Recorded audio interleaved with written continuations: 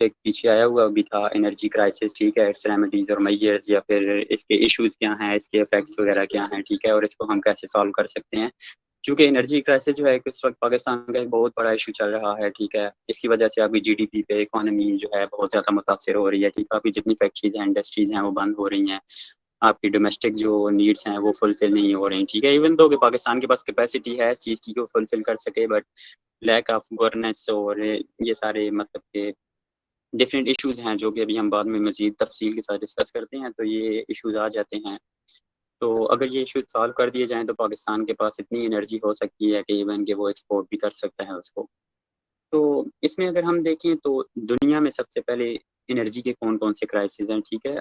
तो major crisis जो आपके पास आ जाते हैं एनर्जी के दुनिया में, वो आ जाते हैं नंबर 1 अगर हम बात करें तो ओवर कंजम्पशन आ जाता है, ठीक है।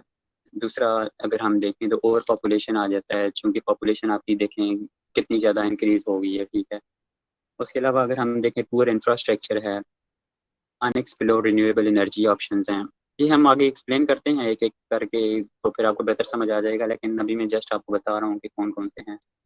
तो अनएक्सप्लोर्ड जो रिन्यूएबल एनर्जी ऑप्शंस हैं, ठीक है, वो आ जाते हैं। Delays in commissioning of power plant है, वेस्टेज ऑफ एनर्जी है, ठीक है।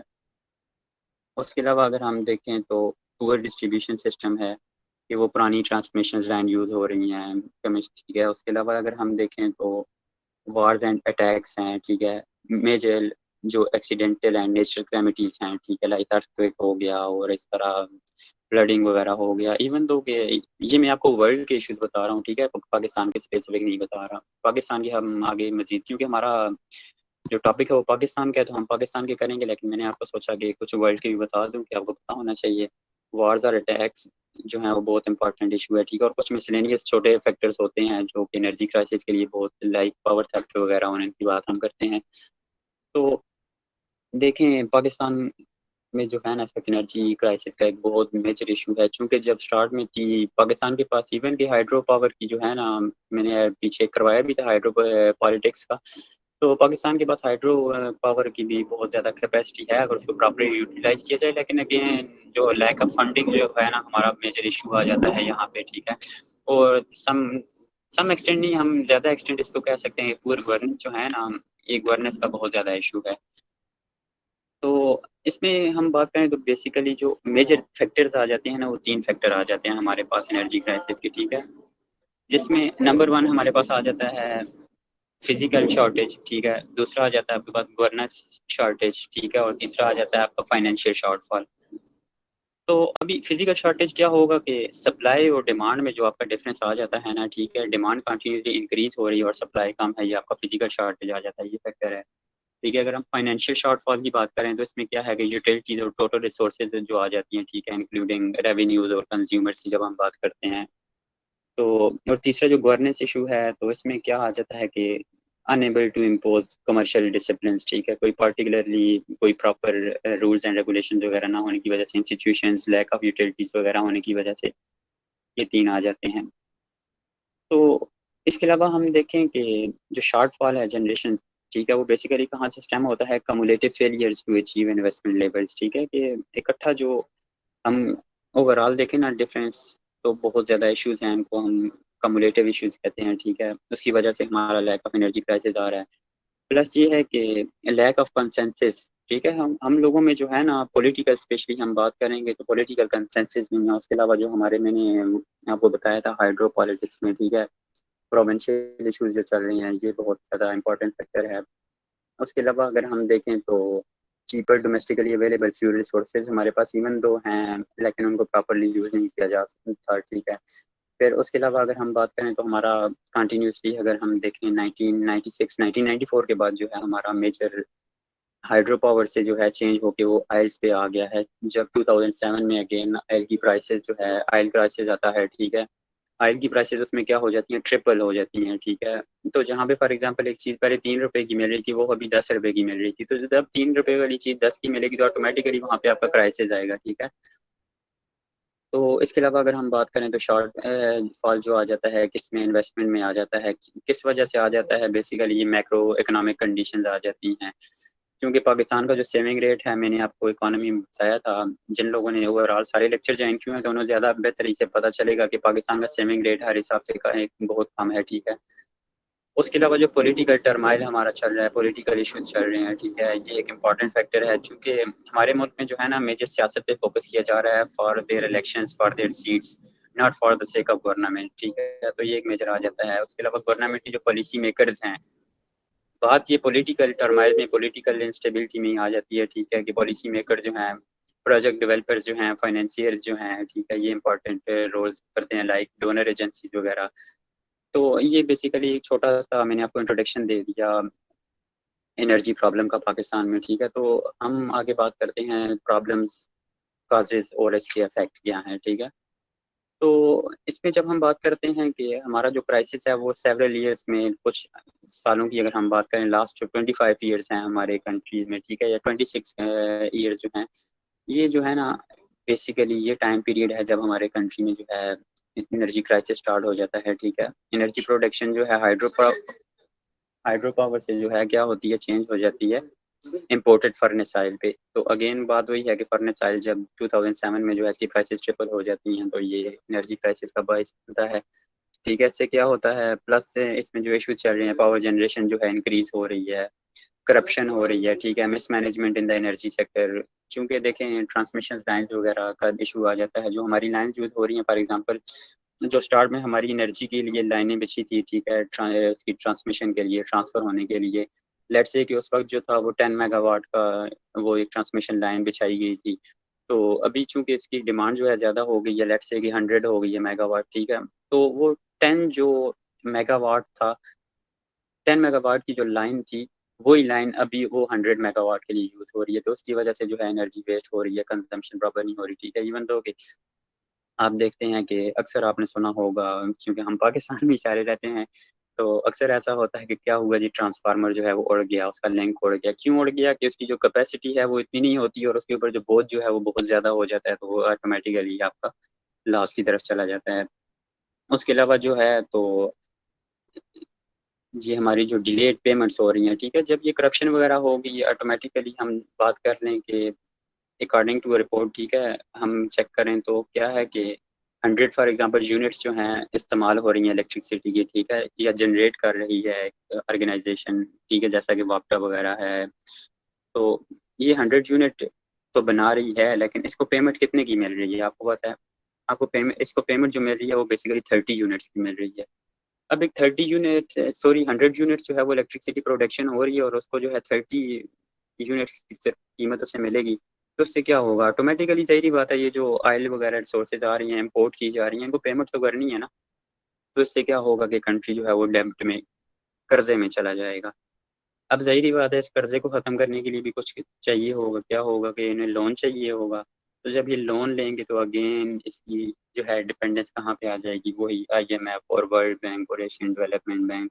उससे क्या होगा कि मैंने आपको इकॉनमी में बताया था कि 40% जो हमारा पाकिस्तान की जीडीपी है, ठीक है, 40% हमारी किस चीज़ में चली जाती है, कर्ज़े ख़त्म करने में चली जाती है। फिर हम बात करें जो डेली की हमारी मतलब इस सीज़न में, पीक सीज़न में लाइक समर्स में हमें इलेक्ट्रिसिटी की बहुत ज़रूरत होती है, तो इसमें मेजॉरिटी जो एवरेज टाइम है वो 6 टू 8 आवर्स के लिए आपकी बिजली गायब होती है, ठीक है। अब ये बिजली गायब होने का सिर्फ आपको घर में तो इशू नहीं होता ना, इसका ज़ाहिर-सी बात है इसकी वजह से इंडस्ट्रीज़ बंद हो जानी है, फैक्ट्रीज़ बंद हो जानी है। तो इससे क्या होता है कि सम 18 टू 19 बिलियन जो डॉलर, ठीक है, 18-19 बिलियन डॉलर जो है आपकी इकोनॉमी को हर साल जो है वो नुकसान हो जाता है सिर्फ इस 6 से 8 घंटे की बिजली जाने की वजह से। तो अगर हम ये चेक करें जो 25,000 मेगावाट जो आपकी एनर्जी है, ठीक है, वो ड्यूरिंग पीक सीजन में आपको चाहिए होती है और उसके जो शॉर्टफॉल आ रहा होता है हर साल में, ठीक है, वो क्या है, सम 7,000 मेगावाट का आ रहा है। उसके अलावा हम बात करें फिर जब ज़ाहिर-सी बात है बिजली वगैरह चली जाती है तो अपन क्या होता है कि लोग जनरेटर्स वगैरह यूज़ करते हैं। तो इससे रिलायंस एनर्जी से उस पे तो होता ही होता है, प्लस एक्स्ट्रा जो फ्यूल्स वगैरह यूज़ हो रहे होते हैं, डीज़ल वगैरह यूज़ होते हैं जनरेटर चलाने के लिए, तो ये भी एक एक्स्ट्रा इफ़ेक्ट पड़ रहा है इकोनॉमी पे भी, ठीक है, और पाकिस्तान पे भी। तो उसके अलावा अगर हम देखें तो 27% जो पॉपुलेशन है हमारी, ठीक है, ओवरऑल इन द पाकिस्तान, तो वो विदाउट एक्सेस, मतलब कि उनको एक्सेस ही नहीं है इलेक्ट्रिसिटी की। ठीक है। उसके अलावा अगर हम बात करें कि जो कनेक्टेड एक्सपीरियंस जो है, ठीक है, डेली, तो अराउंड 142 मिलियन जो पीपल हैं इन द कंट्री, ठीक है, उनको कंप्लीट एक्सेस नहीं है इलेक्ट्रिसिटी की। 142 मिलियन जो लोग हैं उनको क्या है, कंप्लीट जो एक्सेस है, लाइक हम जो कहते हैं ना कि डेली की हमारी 6 to 8 आवर्स जाना और इस तरह एक्सेस कंप्लीट ना होना, जिसकी वजह से क्या होता है कि मैंने आपको बता दिया जनरेटर वगैरह यूज़ करने पड़ते हैं, तो ये सम 142 मिलियन पीपल हैं। और अगर हम बात करें कि जो more than 50% of the population है पाकिस्तान की, क्योंकि वो रूरल एरियाज में रह रही है, ठीक है, अभी उनके पास ज़ाहिर बात है एक्सेस नहीं होगी एनर्जी की, गैस वगैरह की, तो उसमें क्या करेंगे, वो फायर वुड यूज़ करेंगे as a source of cooking, ठीक है, जिसको हम कहते हैं कि ट्रेडिशनल बायोमास, ठीक है। उसमें क्या आ जाता है आपका, बेसिकली एग्रीकल्चर वेस्ट आ जाता है, डंग आ जाता है, ठीक है, कुकिंग फ्यूल्स में ये जो चीज़ें हम यूज़ करते हैं। तो इसकी अगर हम एक एवरेज करें तो बलूचिस्तान में की अगर हम अकेले बात करें तो 920 kg वुड जो है वो विंटर्स में यूज़ होती हैं, ठीक है, बलूचिस्तान में, और 560 kg जो हैं वो वुड समर में यूज़ होती हैं। अगर हम इस सेम हिंद की बात कर लें तो उसमें क्या होता है, 640 kg जो हैं विंटर में होती हैं और 400 kg समर्स में होती हैं, यूज़ हो रही हैं। तो इससे ज़ाहिर बात है, देखें इफेक्ट तो पड़ रहा है ना। अब इफेक्ट किस चीज़ पे पड़ रहा है, इफेक्ट ज़ाहिर बात है आपकी इन्वायरमेंट पे पड़ रहा है। इन्वायरमेंट से क्या हो रहा है कि आपके हेल्थ इश्यूज वगैरह भी हो रहे हैं। उसके अलावा अगर हम वर्ल्ड हेल्थ ऑर्गेनाइजेशन की रिपोर्ट चेक करें, ठीक है, उसके मुताबिक क्या है कि अराउंड 50,000 जो लोग हैं वो एनुअली इन द वर्ल्ड जो है इसकी वजह से जो है ये धुआं जो होता है, ठीक है, इसकी वजह से जो है अपनी जानें खो देते हैं। तो ये मेजर एक ड्रॉबैक भी है। प्लस जो है दूसरा जो इसका नुकसान है वो क्या है कि डिफॉरेस्टेशन हो रही है। पाकिस्तान में अगर देखा जाए तो 2% जो है एनुअली क्या हो रहा है, आपकी डिफॉरेस्टेशन हो रही है। तो आप हिसाब लगा लें कि डिफॉरेस्टेशन से अगेन वो क्या हो रहा है, क्लाइमेटिक इफेक्ट्स आपके पड़ रहे हैं, ठीक है, क्लाइमेट का कितना इशू बन रहा है। तो एक तो ये है कि जो आपकी वुड्स वगैरह घर में यूज़ हो रही हैं, इतनी ज़्यादा यूज़ हो रही हैं, तो उनकी वजह से धुआं वगैरह होता है, ठीक है, डिफरेंट गैसेज वगैरह उससे प्रोड्यूस होती हैं, तो वो भी आपकी क्लाइमेट को अफेक्ट कर रही है, प्लस डिफॉरेस्टेशन हो रही है वो भी कर रही है। तो उसके अलावा अगर हम चेक करें तो ये जो 2% आपकी जो जीडीपी है, ठीक है, उस पे कंटिन्यूसली जो आपका एनर्जी क्राइसिस है उसकी वजह से 2% एनुअली जो आपकी जीडीपी हो जाती है, ग्रॉस डोमेस्टिक प्रोडक्ट, वो भी कम हो जाती है। प्लस अगर हम बात करें कि मैंने जो आपको पहले ऑलरेडी बता दिया था कि जब इसकी टोटल रिलायंस जो है हमारी इम्पोर्टेड ऑयल वगैरह पे आ गई थी, ठीक है, तो ऑयल की चूंकि प्राइसेस जब 2007 में ट्रिपल हो गई थी विद इन 18 मंथ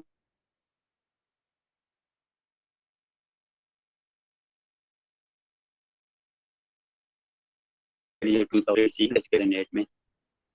तो अगेन फिर अगर हम बात करें यहाँ पे 1994 की, जब 40% जो पॉपुलेशन है उसको एक्सेस होती है, 1994 की पीरियड की बात हो रही है, ठीक है, तो सिर्फ 40%, 40% ऐसे लोग होते हैं जिनको एक्सेस होती है इलेक्ट्रिसिटी की। और उस वक्त जो है 1994 में पाकिस्तान का जो शॉर्टफॉल होता है एनर्जी का वो कितना होता है, बेसिकली 2000 मेगावाट का होता है ड्यूरिंग द पीक टाइम, ठीक है, आई मीन टू से समर में जो है चूंकि वहाँ पे उस वक्त एसी वगैरह फैन वगैरह यूज हो रहे होते हैं। तो फिर अगेन क्या हुआ था कि एक पावर पॉलिसी जो है वो इशू की गई थी गवर्नमेंट की तरफ से, जिसमें 1994 में, जिसमें क्या हुआ था कि फ्यूल मिक्स एनर्जी जनरेशन के बारे में बात की गई थी। 1980 में ये हुआ था कि 60% ऑफ जो पाकिस्तान पावर थी वो क्या था 1980s में, वो हाइड्रो पावर से हो रही थी, ठीक है, जो कि सेफ भी थी इन्वायरमेंट के लिए भी। तो इसके बाद क्या होता है कि आहिस्ता आहिस्ता ये थर्मल पावर प्लांट्स वगैरह लगने स्टार्ट हो जाते हैं, द बल्क ऑफ विच, मतलब कि ये जो थर्मल प्लांट्स है क्या यूज़ हो रहा है, तो ऑयल यूज़ हो रहा होता है। तो अगर हम अगेन यहाँ से चले जाएं 2013 में, ठीक है, पर जो प्रोपोर्शन था पावर जनरेशन का वो क्या हो गया था कि हाइड्रो एंड न्यूक्लियर रिसोर्सेज की बात करें, ठीक है, जो हम एनर्जी प्रोड्यूस कर रहे थे वो हाइड्रो पावर और प्लस न्यूक्लियर सोर्सेज जो थी उनसे 36% कर रहे थे, ठीक है। और जो proportion of generation from furnace side की अगर हम बात करें, ठीक है, वो 35% जो यूज़ हो रही थी। अगर हम गैस फायर्ड जो प्लांट्स थे उनकी वजह से हम 29% अपनी इलेक्ट्रिसिटी जनरेट कर रहे थे। और अगर जो कोल फायर्ड है, ठीक है, क्योंकि हमारे पाकिस्तान में इतना कोल अवेलेबल है, वो आगे हमें डिस्कस करते हैं उस पॉइंट में, ठीक है। बस कोल वाली जो है उसी में मजीद करते हैं, लेकिन ये है कि फिलहाल कोल जो है वो 0.1% जो है 2013 के मुताबिक हम एनर्जी प्रोड्यूस कर रहे थे। तो इससे क्या होता है कि over half of this demand, अगर हम बात करें कि एनर्जी की जो डिमांड है वो कहाँ पे इंक्रीज हो रही होती है, बेसिकली सबसे ज़्यादा इंक्रीज हो रही है पंजाब में। तो पंजाब में डिमांड इस वजह से हो रही है क्योंकि जो मेजॉरिटी या जो पॉपुलेशन है हमारी वो पाकिस्तान सॉरी पंजाब में है। और प्लस वहाँ पे क्या होता है कि जो डिमांड जो होती है इंडस्ट्रीज की वो भी ज़्यादा हो जाती है। ठीक है, लोकल एंटरप्रेन्योर्स वगैरह भी वहाँ पे जो है अपनी बेसिक जो एनर्जी की नीड होती है उसको कम नहीं पहुँच पाते। ठीक है, प्लस जो है लार्ज स्केल इंस्टॉलमेंट जो होती है, cooling and air conditioning system आपको पता है कंटिन्यूसली यहाँ पे इंक्रीज हो रहे हैं। उसकी वजह से हमें एनर्जी चाहिए, बात है बहुत ज़्यादा चाहिए, तो उसकी वजह से एनर्जी क्राइसिस का जो है गेन वो ज़्यादा हो रहा है। तो अगर हम पाकिस्तान की सॉरी पंजाब की डिमांड की बात करें तो यहाँ पे क्या होता है कि 2013 के बाद जो है ये 2 to 3 गीगावाट जो सिर्फ जो है पंजाब के लिए जो है चाहिए होती है पावर। तो जो कि बनती है around 30% of the total, plus 30% वो पंजाब को चाहिए। ठीक है, उसके अलावा अगर हम बात करें तो जो मेजर प्रॉब्लम है ठीक है एनर्जी का वो क्या है कि shortage of governance. Then pure,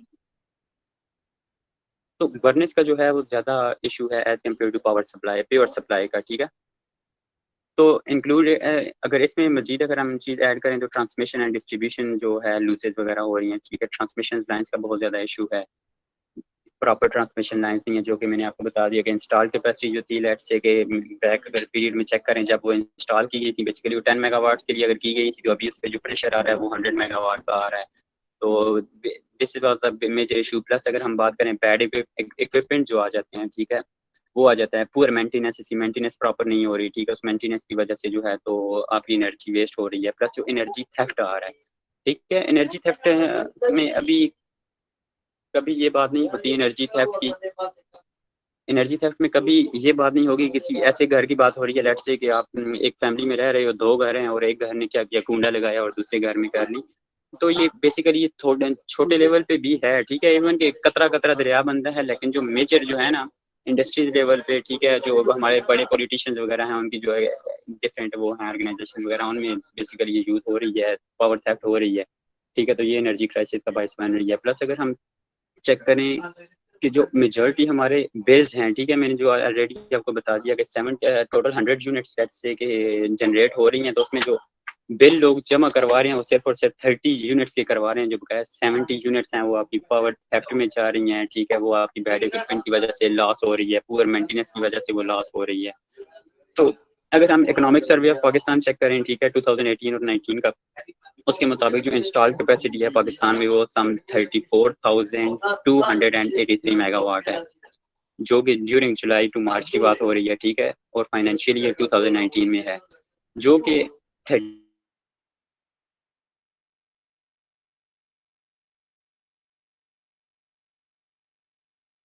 back अगर हम चेक करें 2018 ईयर की, ठीक है, वो 33,433 थी मेगावाट की, और जो अभी रिसेंटली अभी है वो क्या है 34,282 है। ठीक है, और जो कंटिन्यूसली जो है हमारी डिमांड पाकिस्तान में एनर्जी की इंक्रीज हो रही है अराउंड अबाउट 5% to 6%। ठीक है, 5 to 6% हमारी एनर्जी की डिमांड इंक्रीज हो रही है। तो यहाँ पे अगर हम मेजर इशू चेक करें कि जो मेजर इशू है एनर्जी क्राइसिस के वो क्या आ जाते हैं कि सर्कुलर डेबिट आ जाता है। ठीक है, circular debit number one issue आ जाता है, मेजर जो इशू आ जाता है उसमें दूसरा जो आ जाता है ये gas shortage for the power sector, क्योंकि गैस आपको पता है एक्सपेंसिव होगी तो उसकी वजह से शॉर्ट ही होगी। ठीक है, एक नंबर वन में यहाँ पे थोड़ा थोड़ा इनको एक्सप्लेन करते जाता हूँ क्योंकि आगे ऐसा ना हो कि थोड़ा आगे पीछे हो जाए। तो पहले सर्कुलर डेबिट आ जाता है। ठीक है, मैंने आपको बता दिया कि जब पहली बात है 30 यूनिट्स की पेमेंट हो रही है, 70 यूनिट्स की पेमेंट ही नहीं हो रही, तो जब उनको पेमेंट नहीं मिलेगी तो जब आगे से ये ऑयल रिसोर्सेज वगैरह डिफरेंट इंपोर्ट की जा रही हैं तो उनको पेमेंट कहाँ से मिलेगी। जब उनको पेमेंट देने के लिए जाहिर बात है गवर्नमेंट कुछ पॉलिसीज लेगी, पॉलिसीज क्या होंगी कि वो लोन वगैरह लेगी, लोन से क्या होगा जब लोन आ गया आईएमएफ से आ गया उससे क्या होगा सूद लगेगा, सूद से क्या होगा कि पाकिस्तान कंटिन्यूसली एक जो है तो ट्रैप में आता जाएगा, सर्कुलर डेबिट में आ जाता जाएगा, कर्जा ज़्यादा होता जाएगा। तो ये पहला मेजर इशू आ जाता है। दूसरा गैस शॉर्टेज है, तो जब ये पेमेंट्स वगैरह नहीं होंगी, 30 यूनिट्स की होंगी, 70 की नहीं होंगी, उससे क्या होगा जाहिर बात है गैस सेक्टर को जब पेमेंट नहीं मिलेगी तो उससे वो गैस नहीं अवेल करेंगे देंगे। ठीक है, तो चूंकि पाकिस्तान में तो आहिस्ता आहिस्ता ऑलरेडी गैस की तो नेचुरल सोर्सेज कम हैं, ठीक है, उसकी वजह से मजीद जो गैस की शॉर्टेज आ रही है। अगर हम नेक्स्ट नेक्स्ट जो कॉज की बात करें तो पावर थेफ्ट, ठीक है, मैंने ऑलरेडी भी बात लार्ज ऑर्गेनाइजेशन में होगा पावर थेफ्ट कर रही है। प्लस जो है reduction in hydro power production, हमारी जो रिलायंस है वो हाइड्रो पावर प्रोजेक्ट से किस तरफ जा रहा है, नेचुरल रिसोर्सेज की तरफ मतलब कि नॉन रिन्यूएबल रिसोर्सेज की तरफ जा रहा है, फर्नेस ऑयल्स वगैरह नेचुरल गैस वगैरह की तरफ। तो ये भी एक मेजर इशू है, चूँकि उसकी 2017 के प्राइसेस भी ऑलमोस्ट ट्रिपल होगी। तो कंटिन्यूअसली टिल नाउ जो है इसकी ऑयल की प्राइसेस वगैरह आप देखते होंगे डेली, ठीक है? आपको इन चीज़ों से वाकिफ़ होना चाहिए कि इंक्रीज़ हो रही हैं। प्लस जो है ट्रांसमिशन नेटवर्क का जो इशू आ रहा है, ठीक है? बैड लाइनिंग वगैरह, तो ये मेजर इश्यूज़ आए हैं आपके पाकिस्तान में। तो इसके अलावा जो मेजर फैक्टर है, ठीक है, वो क्या आ रहा है कि फ्रेजाइल इकोनॉमी है आपकी इकोनॉमी की कंडीशन ही इतनी बेटर नहीं है कि वो आपके एनर्जी सेक्टर को जो है सपोर्ट कर पाए। तो जब आप एनर्जी सेक्टर को सपोर्ट ही नहीं कर पाएगी, तो ठीक है, ये सारी एक चीज़ें जो है ना, मैंने स्टार्ट से आपकी इकोनॉमी आपको लेक्चर दिया था, ठीक है, इकोनॉमी वगैरह पे, जो हाइड्रो पावर पे लास्ट जो हमारा लेक्चर हुआ था, उसमें ये सारी चीज़ें मैंने आपको बताई थी कि कौन से डैम बन रहे हैं, क्या हो रहा है, पानी की कैसे शॉर्टेज हो रही है, सारी चीज़ें हो रही हैं। तो ये मेजर इश्यूज आ रहे हैं, ठीक है। 4% जो हमारी जीडीपी है, ठीक है, वो कंट्री में शॉर्टेजेस की आ रही है। प्लस 100 ऑफ फैक्ट्रीज जो हैं, ठीक है, अगर हम बात करें फैसलाबाद की, तो मोर देन 500 इंडस्ट्री जो हैं वो क्या होगी कि बंद हो गई थी शॉर्टेज की वजह से। और प्लस जो वेस्टर्न कंट्री कंपनीज थी, ठीक है, जो कि पाकिस्तान में आई थी कुछ अपने डिफरेंट प्रोजेक्ट्स वगैरह लेके, तो इस शॉर्टफॉल की वजह से इलेक्ट्रिक एनर्जी जो का इशू था, इसकी वजह से उन्होंने क्या हुआ कि यहाँ पे लीव करके चले गए, ठीक है। तो इसी की वजह से इकोनॉमी का इफेक्ट आ रहा है। प्लस जो है पाकिस्तान इवन दो के स्ट्रगल कर रहा है, कोशिश कर रहा है कि इस गैप को जो है वो खत्म किया जाए इलेक्ट्रिक सप्लाई वगैरह का, ठीक है। और प्लस इसकी जो डिमांड है वो 5 गीगावाट तक जो मजीद जो है इंक्रीज करने की कोशिश की जा रही है। लेकिन इसके बाद पीछे जो रीजन हैं लो इन्वेस्टमेंट के, ठीक है, वो क्या है कि लो टैरिफ्स हैं, ठीक है, लो कॉस्ट रिकवरी है, प्लस क्या है कि पावर थेफ्ट है, इनसफिशिएंट कलेक्शन रेट है, टेक्निकल लूजेस हैं जो आपकी ट्रांसमिशन लाइन के मैंने आपको बता दिए, सारे तकरीबन 20 to 25% आपके बन जाते हैं ओवरऑल। बस एज अ रिजल्ट क्या होता है कि सीरियस फाइनेंशियल प्रॉब्लम्स आ जाते हैं, पैसों की कमी हो जाती है, making investment in the sector very difficult. जब आपके पैसों की कमी होगी तो आप इन्वेस्टमेंट कैसे करेंगे उसके अंदर, ठीक है, मजीद इंक्रीज कैसे होंगे। इवन कि आईपीपी यहाँ की उनकी कुछ पुअर गवर्नेंस को भी हम मेजर फैक्टर कह सकते हैं, ठीक है, क्योंकि ट्रांसमिशन लाइन की कैपेसिटी वगैरह इंक्रीज करना, ये सारा करना तो ये गवर्नमेंट का काम है। तो ये बेसिकली मेजर जो इशू आ रहा है पुअर गवर्नेंस का आ रहा है, ठीक है। उसके अलावा इवन दो कि अगर हम सीपैक की बात करें, अबाउट 35 बिलियन उसने जो है पाकिस्तान में इन्वेस्ट किया है, जिसके मुताबिक तकरीबन 21 न्यू प्रोजेक्ट जो है पाकिस्तान में लगाए जाएंगे, जो कि 17,000 मेगावाट एनर्जी जो है वो प्रोडक्शन होगी, ठीक है। तो इवन दो के बट ये स्टिल अभी अंडर प्रोसेस है। तो जब ये होगा कि इन फ्यूचर ये कहा जाता है कि पाकिस्तान की जो कैपेसिटी वगैरह है, ये सारी चीज़ें जो प्रपोज हैं, जब वो कंप्लीट हो जाएंगी, काफ़ी डिफरेंट प्रोजेक्ट्स हैं जो 2023 वगैरह में जो है वो हो जाएंगे इंक्रीज, तो उसके मुताबिक पाकिस्तान की एनर्जी कम हो जाएगी। तो ये तो मैंने आपके साथ इशू डिस्कस कर दिए, तो अभी हम ये डिस्कस करते हैं कि पाकिस्तान की बेसिकली पोटेंशियल क्या है और गवर्नमेंट जो है क्या कर रही है। तो ठीक है, आपको मैं इसके लिए पोटेंशियल के लिए और इन दोनों चीज़ों के लिए 2 पॉइंट बताऊंगा, तो ये आपके माइंड में होने चाहिए, ठीक है। इतनी लंबी डिस्कशन नहीं, आपने इनको थोड़ा थोड़ा एक्सप्लेन कर देना है, ये पाकिस्तान का पोटेंशियल है। तो नंबर वन जो आ जाता है कि Pakistan is trying to overcome a severe energy crisis that has directly and indirectly affected all sectors, ठीक है। पाकिस्तान की जो इकोनॉमी है उसकी जो एनर्जी क्राइसिस है वो डायरेक्टली और इनडायरेक्टली इफेक्ट कर रहे हैं। इवन दो कि अगर हम 2013 से 18 की बात करें, तो जो कम्युलेटिव कैपेसिटी थी उसकी, मतलब कि पाकिस्तान जो है मजीद इसकी कैपेसिटी कितनी है, 12,230 मेगावाट, ठीक है। इतनी पाकिस्तान के पास अभी स्टिल कैपेसिटी मौजूद है अपनी एनर्जी क्राइसिस को ख़त्म करने के लिए। तो अभी हम वन बाय वन करते हैं कि कैसे जो हाइड्रो इलेक्ट्रिक जनरेशन जो है, ठीक है, प्लस थर्मल जो है जनरेशन कैसे जो है आ जाती है, कोल की जनरेशन जो कैसे आ जाती है, न्यूक्लियर की आ जाती है, सोलर विंड एनर्जी की आ जाती है और अदर आ जाती है। तो let's talk about hydro electric generation, ठीक है। क्योंकि पाकिस्तान की बात हम करें तो नियरली 30% हाइड्रो इलेक्ट्रिसिटी जो है ऑलरेडी मेजर सोर्स ऑफ, ठीक है।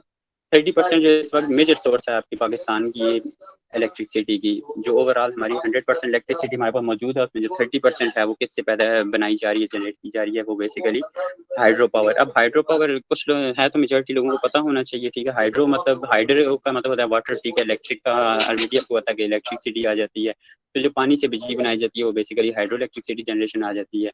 और पाकिस्तान का जो फिलहाल करंट रेट है वो 30% का आ जाता है, ठीक है। उसके अलावा अगर हम देखें तो पाकिस्तान पे जो रिफ्लेक्ट कर रहा है वो 13% जो है वो टोटल हाइड्रो इलेक्ट्रिक पोटेंशियल को कर रहा है।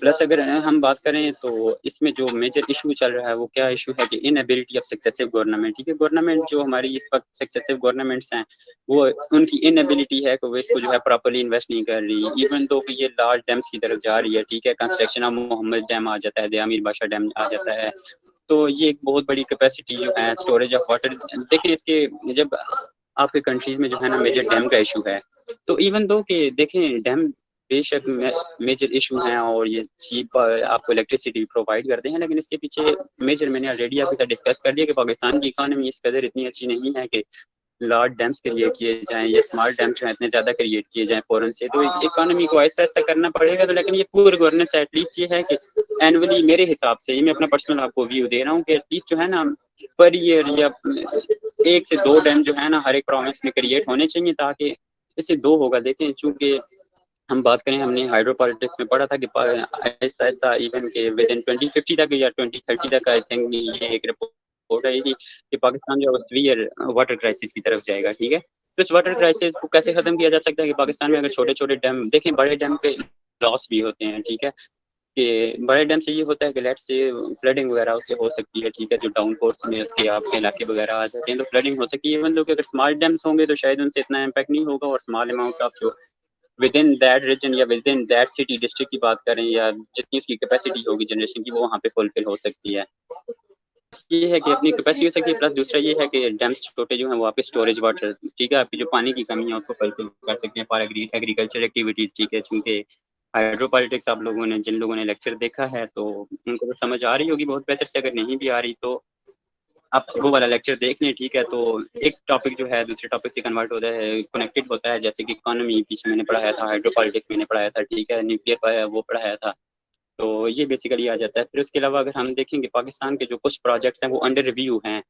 ठीक है, पाकिस्तान के पास मैंने आपको बता दिया कि बहुत ज़्यादा इतनी है, वो एनर्जी प्रोड्यूस कर सकता है कि इवन लोग एक्सपोर्ट भी कर सकता है। लेकिन हमारा जो मेजर इशू चल रहा है वो इकोनॉमी चल रहा है, और इकोनॉमी का भी अगेन पुअर गवर्नेंस का चल रहा है। जो हमारी रिसोर्सेज वगैरह हैं, मैंने आपको मेन रिसोर्सेज वगैरह में बताया था कि हमारा जो रॉ मटेरियल वगैरह है वो अनप्रोसेस जो है वो एक्सपोर्ट किया जाता है। अगर उसको प्रोसेस एक्सपोर्ट किया जाए उससे एक तो ये है कि अनएम्प्लॉयमेंट भी खत्म हो जाएगी, क्योंकि जब सही बात है उसको प्रोसेस करेंगे तो उसके लिए आपको पोर्ट चाहिए होगी, ठीक है, उसको प्रोसेस करने के लिए। तो अगेन इस टॉपिक को अगर उसके साथ भी डिस्कस करें तो आपने अगर इकोनॉमी वाला किया होगा तो ये थोड़ा सा वहाँ पे लिंक कर सकते हैं। तो अगर हम पाकिस्तान में बात करें जो अंडर प्रोसेस हैं वो 870 मेगावाट जो है सूखी किनारी है। ठीक है, एक प्रोजेक्ट है केपीके में जिससे 870 मेगावाट जो है बिजली प्रोडक्शन की जाएगी, जनरेट की जाएगी। अगर दूसरा का हम इसके अलावा देखें 720 मेगावाट का एक जो प्लांट है वो कैरोट के मुकाम पर है। ठीक है, जो कि एक्सपेक्टेड थे 2021 तक क्लियर होने के, अभी इवन दो कि अभी स्टिल नहीं हुए होंगे, क्योंकि पाकिस्तान का आप तो कुछ बेहतर पता है और मुझे ही बेहतर पता है। उसके अलावा अगर हम चेक करें 1100 मेगावाट का जो एक प्रोजेक्ट है वो कोहाला पे है। ठीक है, जो कि रिवर जेहलम के साथ लगता है, कोहाला ये मुजफ्फराबाद के दरमियान जो एक ब्रिज आ जाता है, वहाँ पे एक 1100 मेगावाट का प्रोजेक्ट है। उसके अलावा अगर हम देखें तो अब ये कोहाला वाला जो है 2023 तक जो है वो एक्सपेक्टेड है। प्लस जो छोटा एक हाइड्रो पावर प्रोजेक्ट है 80 मेगावाट और 100 मेगावाट का, जो कि गिलगित बल्तिस्तान के मुकाम पर जो है वो बनाए बनाने जाने के इम्कान हैं। अभी पॉलिसीज वगैरह पाकिस्तान में बहुत ज़्यादा बनती हैं। ठीक है, इम्प्लीमेंट फार्मूलेशन होती हैं, ठीक है, बनाई जाती हैं पॉलिसीज, लेकिन उनकी इम्प्लीमेंटेशन जो है ना वो बहुत बड़ा डिफिकल्ट यहाँ पे इशू है। उसके अलावा अगर हम कालाबाग डैम की बात करें, ठीक है, जो कि मैंने हाइड्रो पॉलिटिक्स में डिस्कस भी किया था, जो मिड 1950 में हुआ था।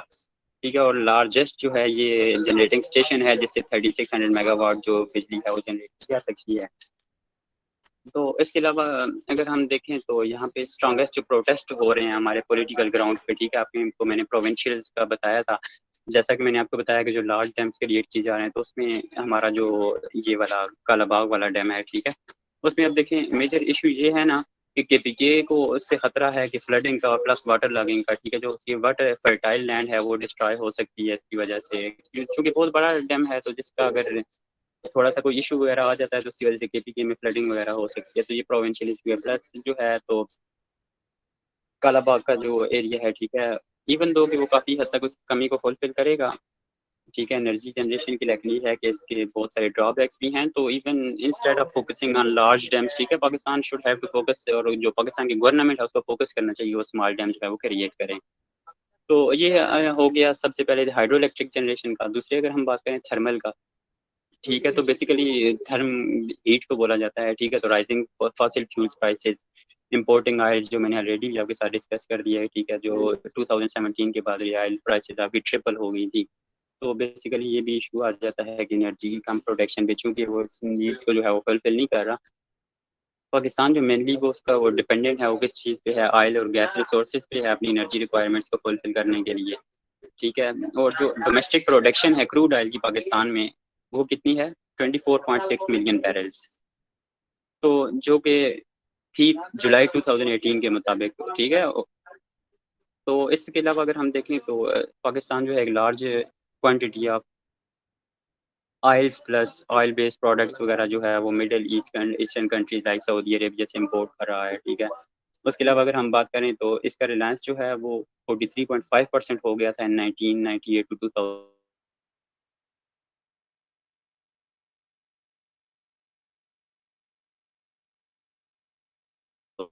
तो इसके अलावा अगर हम देखें तो नेचुरल गैस जो है वो, ठीक है, reach an all time high, ठीक है। अब नेचुरल गैस पे का जो रिलायंस है वो सबसे ज़्यादा हो गया है 2006 के मुताबिक, जो है 50.4% जो रिलायंस है हमारा एनर्जी प्रोडक्शन का, एनर्जी जनरेशन का, वो किस पे, नेचुरल गैस पे है।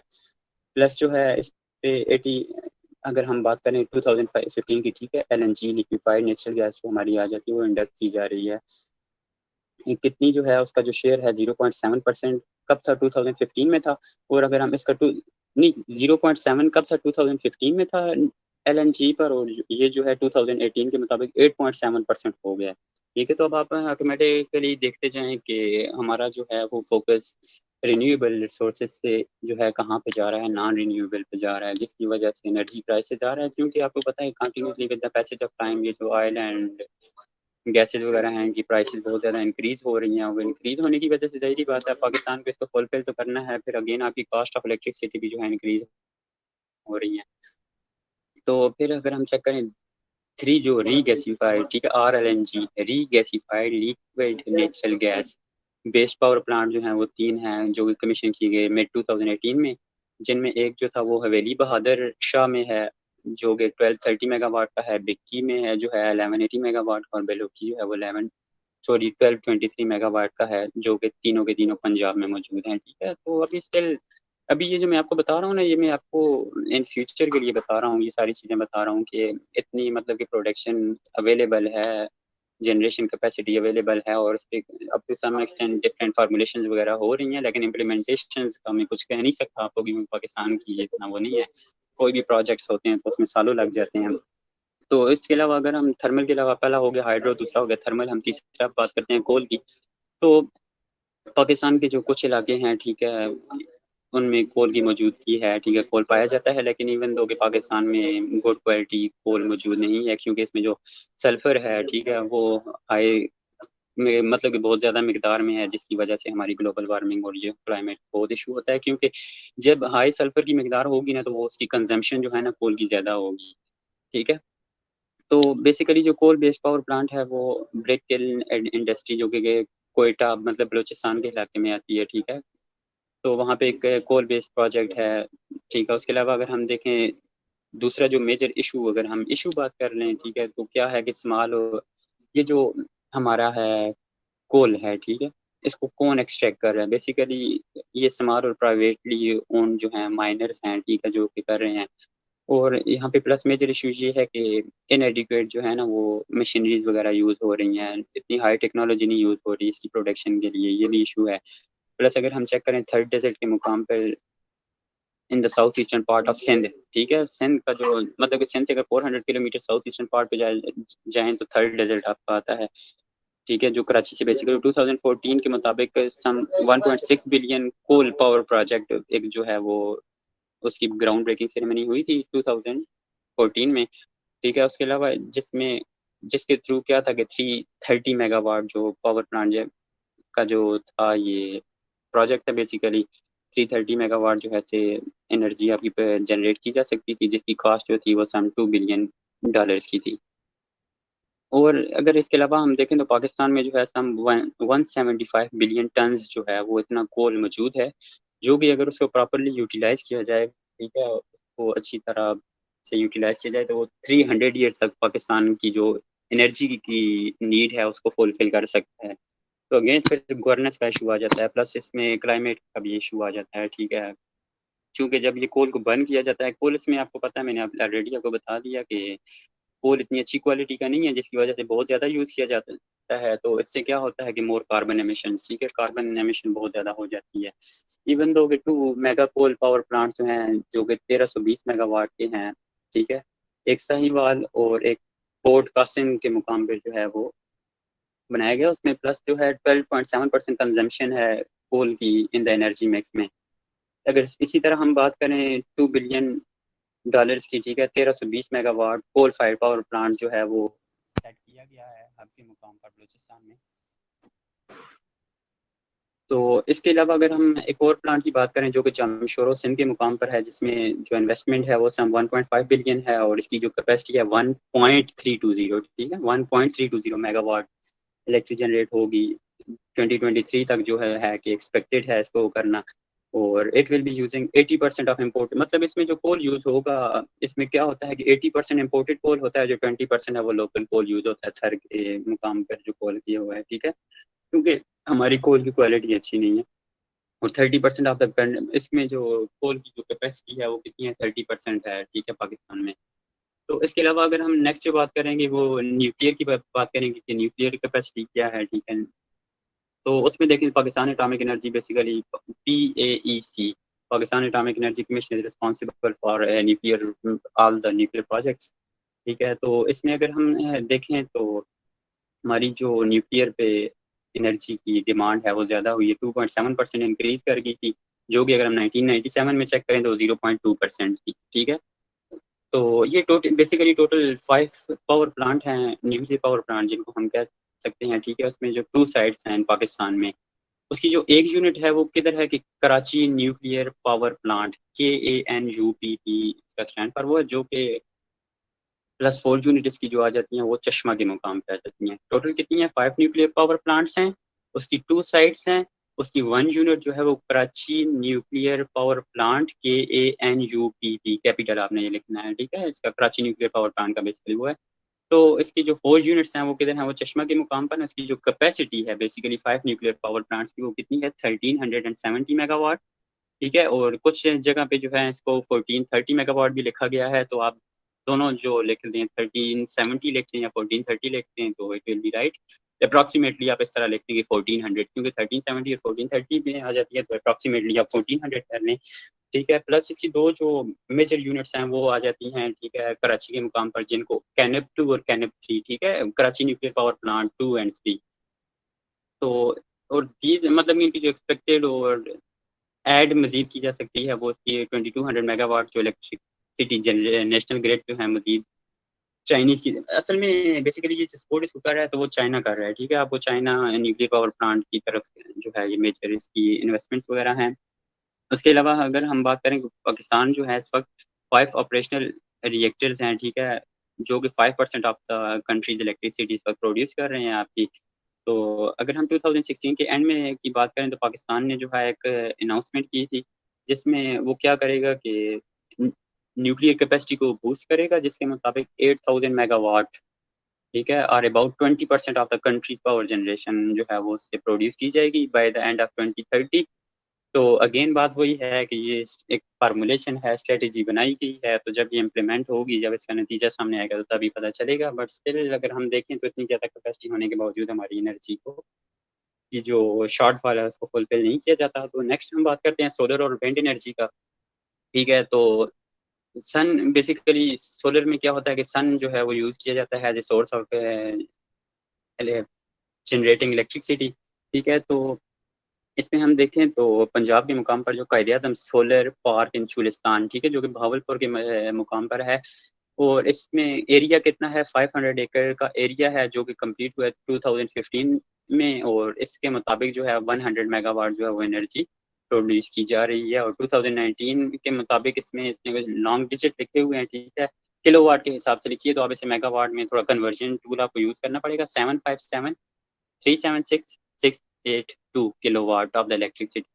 मैं ये आपको बुक की रिसोर्स बता दूंगा, मेरे हिसाब से जो बेस्ट भी नहीं, मैं बेस्टेस्ट बुक बोलूँगा पाकिस्तान अफेयर के लिए है, ठीक है। तो मैं आपके साथ जिसको अगर ये वाली बुक एक्सेस करनी हो, चूँकि मैं 2-3 सोर्सेज़ यूज़ करता हूँ, मेरी कोशिश होती है मैं यूट्यूब को यूज़ करता हूँ, ठीक है, बुक को यूज़ करता हूँ और प्लस कुछ डिफरेंट वो आर्टिकल्स वगैरह होते हैं उनको यूज़ करके ये लेक्चर्स वगैरह अपने लिए तैयार करता हूँ, तो फिर आप लोगों के साथ भी शेयर कर देता हूँ। तो इसके अलावा अगर हम देखें तो 5 विंड्स प्रोजेक्ट जो हैं इस वक़्त हैं वो कितने के हैं 246.6 मेगावाट कैपेसिटी के हैं जो कि कंप्लीट हुए हैं 2019 में, ठीक है? और प्लस एक 2 बेगासी, ठीक है? BAGASSE कोजनरेशन प्रोजेक्ट जो हैं 58 मेगावाट के, वो भी जो हैं वो कंप्लीट हुए हैं। बट इवन दो कि हमारी बात तो वही होगी कि आप लोगों को के माइंड में यही क्वेश्चन आ रहा होगा कि इतनी कैपेसिटी भी है, ये सारी चीज़ें भी हैं, उसके बावजूद हमारी जो पाकिस्तान में कंट्री ही में जो है इश्यू चल रहा है ज ठीक है, एनर्जी का क्राइसिस चल रहा है, वो ख़त्म क्यों नहीं हो रहा? तो वो ख़त्म इस वजह से नहीं हो रहा कि पुअर गवर्नेंस आपकी है।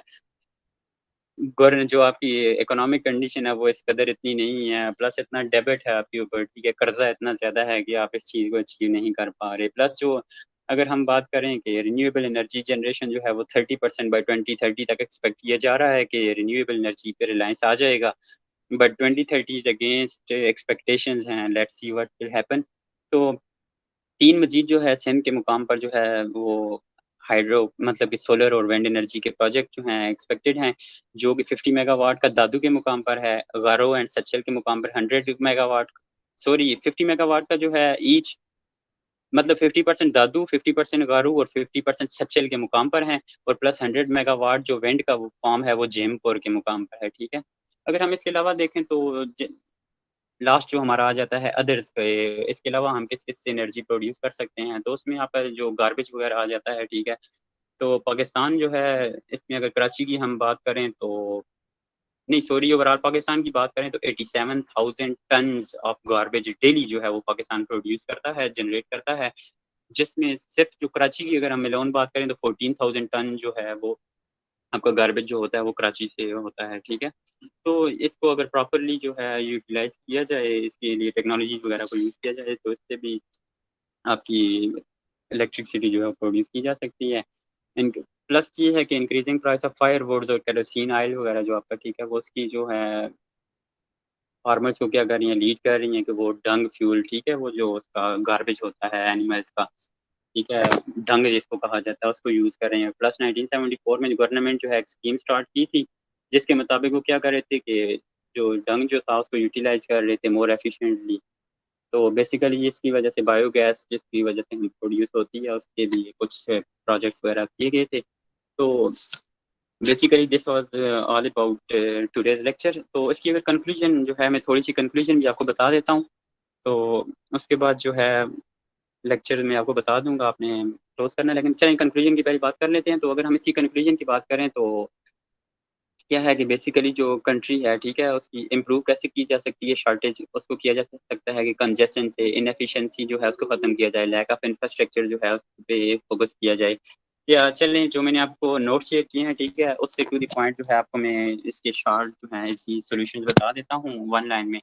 नंबर 1 अगर सॉल्यूशन देखा जाए तो ट्रांसमिशन लाइन मैंने आपको बताया था कि कैपेसिटी इसकी जो है बहुत कम है ट्रांसमिशन लाइन की और ओल्ड एजिंग ठीक है, इसको हम बेसिकली एजिंग कहते हैं, एजीआईएनजी। ये बहुत पुरानी हो गई हैं, तो इनको जो है अपडेट किया जाए। लूप होल्स जो हैं रेवेन्यू कलेक्शन में, ठीक है, जो बिल्स वगैरह हो गए, फैक्ट्रीज़ वगैरह हो गई, उनको प्रॉपर पे नहीं कर रही हैं, उनको जो है सेटअप किया जाए, उनको खत्म किया जाए। उसके अलावा जो वापडा के दरमियान मिसमैनेजमेंट वगैरह है, ठीक है, मैनेजमेंट इश्यूज़ हैं, उनको जो है वो दूर किया जाए, उनको इम्प्रूव किया जाए। प्लस जो यूटिलाइज़ेशन ऑफ नेचुरल रिसोर्सेज़ हैं, उनको प्रॉपर्ली यूटिलाइज़ मतलब कि ज़्यादा फ़ोकस जो है वो किस पे किया जाए, रिन्यूएबल रिसोर्सेज़ पे किया जाए। और प्लस जो है उसके अलावा अगर हम बात करें reduction of circular debit and capacity payment, ठीक है, कि आहिस्ता-आहिस्ता जो है बेसिकली जो हमारा रिलायंस है वो ऑयल गैसेज़ वगैरह पे उसको कम किया जाए, उसी की वजह से हमारा डेबिट वगैरह कम हो सकता है। तो जब आपकी एनर्जी क्राइसिस खत्म होगा तो ऑटोमैटिकली आपकी इकोनॉमी इम्प्रूव होगी, तो इकोनॉमी इम्प्रूव होगी तो ऑटोमैटिकली आपके कर्ज़े खत्म होना स्टार्ट हो जाएँगे।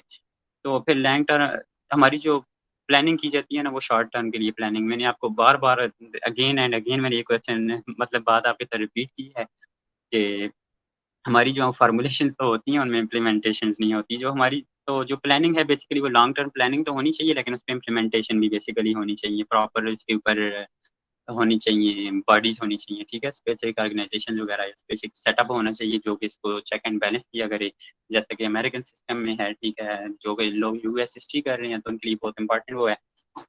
तो प्लस ये है कि रिडक्शन इन थेफ्ट पेमेंट, ठीक है? ये जो चोरी वगैरह होती है, उसकी पेमेंट वगैरह नहीं हो रही, लोग ये पेमेंट वगैरह नहीं कर रहे, तो उनसे प्रॉपर पेमेंट्स वगैरह होनी चाहिए टाइम पे सारा कुछ, ठीक है? जो 30 यूनिट्स की पेमेंट हो रही है, 70 की नहीं हो रही, तो 700/100 की पेमेंट हो, तो ये ऑटोमेटिकली आपका डेबिट वगैरह सारी चीज़ें खत्म हो जाएँगी, आपकी थेफ्ट वगैरह खत्म हो जाएगी। प्लस मतलब इसके ऊपर भी again check and balance system होना चाहिए और क्रिएशन ऑफ स्मॉल डैम्स, जो मैंने ऑलरेडी आपसे बात की, instead of focusing on large dams, we should have to focus on small dams. So basically this was all about today's lecture. So if you have any queries then please comment भी कर सकते हैं आप और unmute करके भी बोल सकते हैं। तो यहाँ पे लेक्चर की रिकॉर्डिंग काइंडली क्लोज़ कर दें पहले, फिर उसके बाद क्वेश्चन लेते हैं ताकि